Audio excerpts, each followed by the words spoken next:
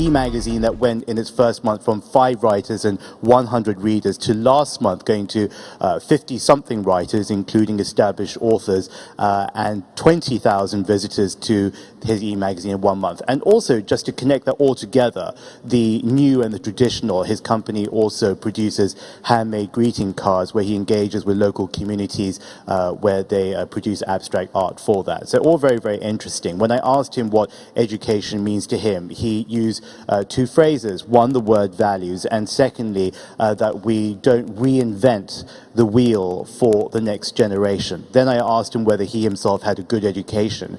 He smiled and said yes, but he also says that education is a birthright of every individual, and that is the responsibility of community. So even us as a community in this room, all together to ensure that we have an educated and an informed global family. Last night, you remember that Professor Mohammad Yunus talked about why we live in an exciting generation. I love how we're including ourselves in with everybody else. That we live in a post-Cold War, post-Soviet Union, post-apartheid world. What he also means, of course, is exciting that we all live in a digital age with the opportunities and the possibilities that that all presents. So tying that all together, I asked Sujit what he's going to talk to us about. And he said education today is twofold. The challenges are twofold. He's going to talk about wiping out literacy, but also wiping out computer literacy. So welcome to your stage, not just someone who's brilliant, but someone whose projects have grown all out of his 3 years together with One Young World, Sujit Lalwani.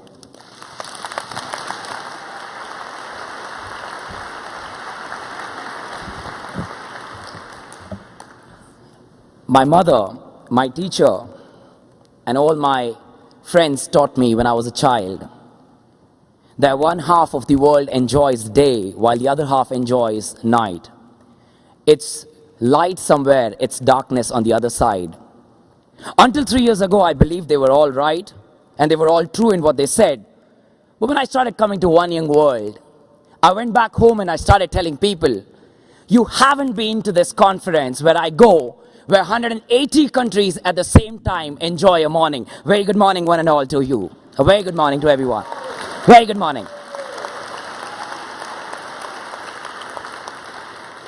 I had pretty much prepared a speech. I had written it down. I had rehearsed so many times. But with counselors like these and delegates like yourself, it's pretty sure that I would forget everything on the paper. And if I go to take assistance of this, either I talk to this or I talk to you. So I prefer talking to you all right now.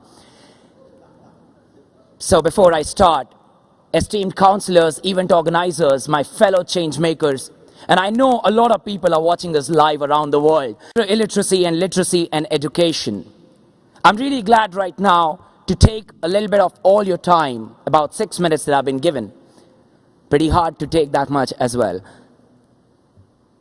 Education I'm personally passionate about for a very big reason, because it does not need ways to do it. Each of us, whether we accept or not, we are educating others. At this moment, 180 countries sitting under one roof right now are educating the rest of the world what borderlessness on Oxford Dictionary means. Oxford Dictionary said borderlessness means not having borders, but One Young World said not having borders means all of us sitting together to decide what change needs to come tomorrow. Am I right that way? You could hit it. When I was personally asked education, I really believe it's almost on each of our agenda by default, because we are educating the world by sitting here, discussing the most important pressing issues this generation is facing and bringing out solutions for them. And first of them on my mind was literacy. When I thought education, I thought literacy for a very big reason, because if that first step is not clear, illiteracy has been a problem for years now that is staring into the eyes of mankind, telling us that I'm capable of dividing you into two. One who can read and write, the others who are otherwise. But if it was one that was illiteracy, I would still be okay with that. But today we are faced with another sibling of this illiteracy called as computer illiteracy. Was one not enough for us that we brought computers and brought the second pressing problem, computer illiteracy, to us? So my urge today, when I talk to you all for the short time, is I request all the ambassadors sitting here, what do we not have as potential? We, each of us, have immense potential to make this illiteracy go to literacy. Somebody said a while ago, and possibly in the last few days and few weeks of my work, I've been hearing, illiteracy is difficult to eradicate. And Yunus sir yesterday said, do not follow rules, break them. Don't follow logic, break them. And I believe, somebody said, we need to have a huge network to make illiteracy happen and eradicate and literacy happen indeed. And I believe exactly what I started a small project with in my country, an idea called IU Literacy Project, wherein we believe in a tagline, illiterate to literate before you graduate. And that is it. We started coaching this to all the youths of our country in the last 8 months. And this December, we are launching a campaign with which I will leave you all. Because I believe action is one thing that needs to happen after a little bit of talk has happened. If after the 6 minutes, if I could get some 6 hours of each one of you in the month of December, I believe these 6 minutes will be more fruitful. Now what is this? Desliterate campaign is, December 2nd happens to be the World Computer Literacy Day, and I thought, with one day, what could somebody do? How many people could you make literate and put up posters and photographs on Facebook saying, I made 200 people computer literate today? Why not enjoy? If you get so much pride and satisfaction in doing it on one day, why not enjoy a whole month of making people literate? And that's why we coined it as Desliterate Campaign, which this December, it's the first time we're hosting, and I believe each one of you sitting here will support me at least on one of the days of December. For December 2nd, you all might be running occupied. And I invite all the people watching us on live stream around the globe to participate in this campaign to cover literacy and computer illiteracy. Each of you will be mailed the details of how to accomplish this.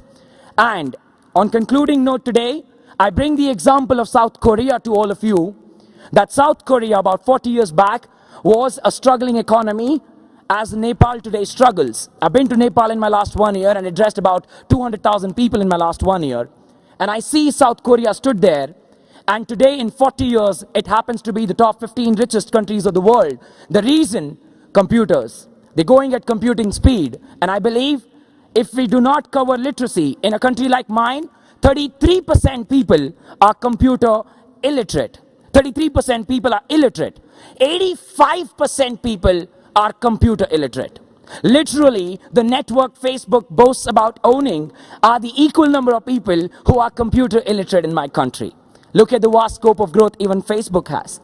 On this note, I request you all that it's time that One Young World has taught us.